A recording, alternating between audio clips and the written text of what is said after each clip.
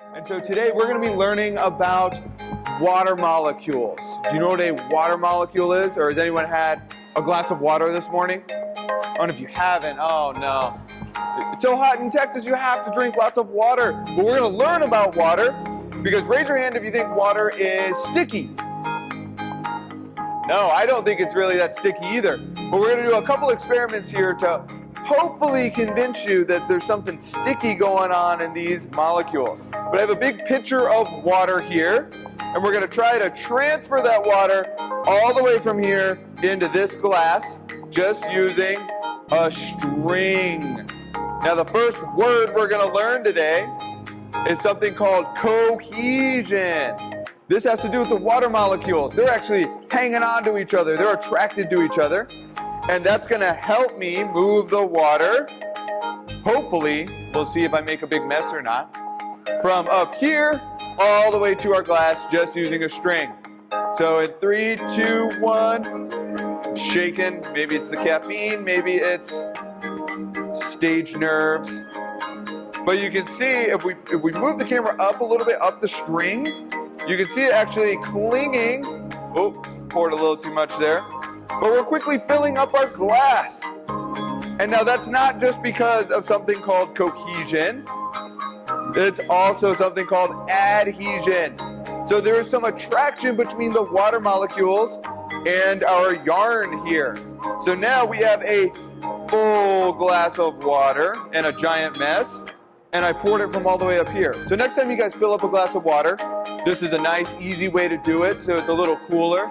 Yeah, I'm seeing lots of like, nope, you're not doing that. Practice over a sink, because it takes a lot of practice before you don't make a mess, which obviously I haven't practiced enough. So now, we've learned about adhesion and cohesion. We're gonna do another little experiment, which if you do wanna try this at home, try it over a sink with clear water, not dyed water. And what I'm going to try to do is I'm going to try to take this glass of water and flip it completely upside down.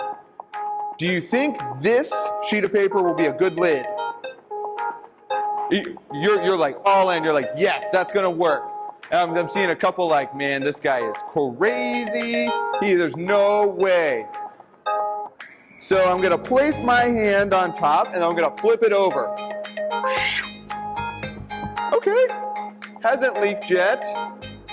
Let's see if our lid will hold the water in.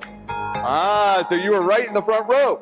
So it's a little bit of that word cohesion where the water's attracted to each other. It's hanging onto the water that's absorbed into the card. But what happened is something called air pressure. So there's air molecules all around them. Can you guys see them? Can you see all the air molecules around you?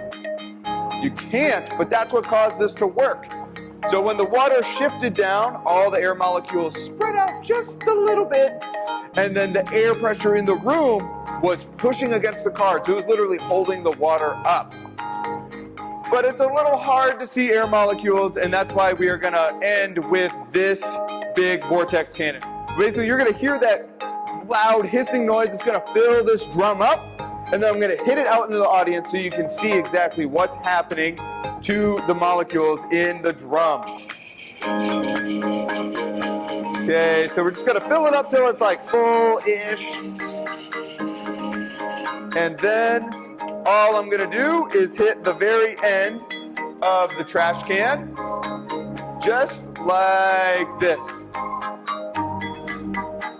And so I am forcing the air molecules out, but what you're seeing is I'm forcing the air out of this smaller hole here.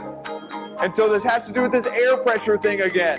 So every time I hit the air out, the air molecules at the edge are going slower than the air molecules in the center. And that's ultimately what causes this spinning donut to form. So I'm going to fill this up again. And if you watch really closely, you can actually see that it's rotating. So it is technically a vortex.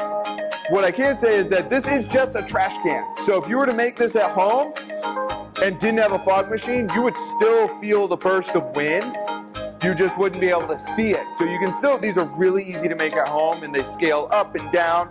You can make really tiny cup-sized ones, or you can make the giant 55-gallon, I think it's not that big. a giant trash can. And we'll do this one time. I want to thank you guys so much for tuning in to the show today. If you guys have any questions, I'm going to be up here making a bunch of smoke rings until you guys are tired of the smoke rings. So thank you guys so much. If you have any questions, come on up. But I hope you guys have a great day, and thank you for watching. See you guys.